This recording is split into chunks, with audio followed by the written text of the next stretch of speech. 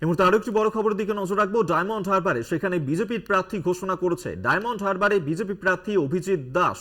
অভিষেক বন্দ্যোপাধ্যায়ের বিরুদ্ধে বিজেপি প্রার্থী অভিজিৎ দাস 1 জুন ডায়মন্ড হারবার লোকসভা কেন্দ্রে ভোট গ্রহণ। আজই বিজেপির তরফ থেকে ডায়মন্ড হারবার লোকসভা কেন্দ্রে তাদের প্রার্থীর নাম ঘোষণা করা হয়েছে এবং সেখানে অভিষেক বন্দ্যোপাধ্যায় প্রতিপক্ষ হিসেবে বিজেপি বেছে নিয়েছে অভিজিৎ দাসকে। এবারের লোকসভা নির্বাচনে ডায়মন্ড হারবার থেকে বিজেপির প্রার্থী করা হচ্ছে অভিজিৎ দাসকে। আমরা এই নিয়ে আরো বিস্তারিত জানবো। দুর্গাদাস বন্দ্যোপাধ্যায় এই মুহূর্তে আমাদের সঙ্গে টেলিফোনে রয়েছেন প্রতিনিধি। দুর্গা, যেখানে অভিষেক বন্দ্যোপাধ্যায়ের গড় ডায়মন্ড হারবার, সেখানে তার প্রতিপক্ষ হিসেবে বিজেপি অভিজিৎ দাস তাকে এবারে প্রার্থী করলো।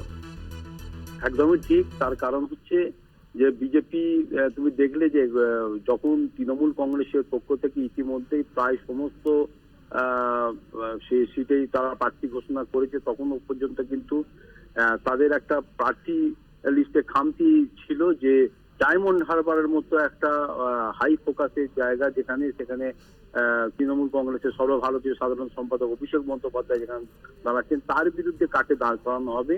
এবং শেষ পর্যন্ত কিন্তু তারা আজকে যে নাম ঘোষণা করেছে বা বেছে নিতে সমর্থ হয়েছে অভিজিৎ দাস। অভিজিৎ দাস একটা পুরনো মুখ, দীর্ঘদিন ধরে ডায়মন্ড হারবার এবং তৎসংলগ্ন অঞ্চলে ভারতীয় জনতা পার্টির হয়ে তিনি কাজ করছেন এবং তিনি এলাকায় সমাজসেবী হিসাবেই কিন্তু পরিচিতি লাভ করেছেন। ইতিমধ্যেই মানুষ, সেখানকার মানুষ তাকে কাজের মানুষ বলে চেনে।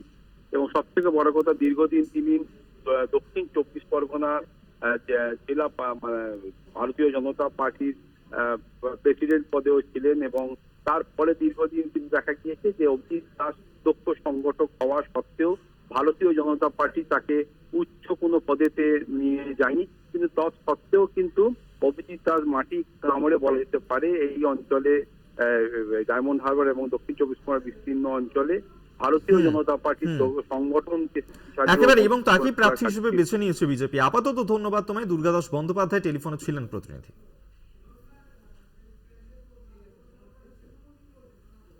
এবং বিজেপির তরফ থেকে ডায়মন্ড হারবার লোকসভা কেন্দ্রে প্রার্থীর নাম ঘোষণা করা হয়েছে। এই বিষয়ে তৃণমূল তার কি প্রতিক্রিয়া শোনাবো। জনজন সভায় 42টা আসনে তৃণমূল কংগ্রেস প্রার্থী দেওয়ার পর ভারতবর্ষ তথা পৃথিবীর সর্ববৃহৎ রাজনৈতিক দল সারা ভারতবর্ষ ছেড়ে দিন এই বাংলায় 42টা আসনে প্রার্থী দিতে পারেনি। অভিষেক বন্দ্যোপাধ্যায়ের বিরুদ্ধে দূরবীন দিয়ে তারা প্রার্থী খুঁজে বেড়াচ্ছিল। অনেকেই বড় বড় কথা বলে মাঠ থেকে পালিয়ে গেছেন। আর এখন যাকে প্রার্থী করা হলো, সেই প্রার্থী করার মধ্যে দিয়ে বিজেপি নির্বাচনের আগেই 4 জুনের ফলাফল ঘোষণার আগেই 5 লক্ষ ভোটে পরাজয় সুনিশ্চিত হলো। আপনাদেরকে শোনালাম তৃণমূলের প্রতিক্রিয়া এই বিষয়ে। এবং আজই ডায়মন্ড হারবার লোকসভা কেন্দ্রে সেখানে বিজেপির প্রার্থী ঘোষণা করা হয়েছে অভিজিৎ দাস। তিনি হচ্ছেন ডায়মন্ড হারবারের বিজেপির প্রার্থী।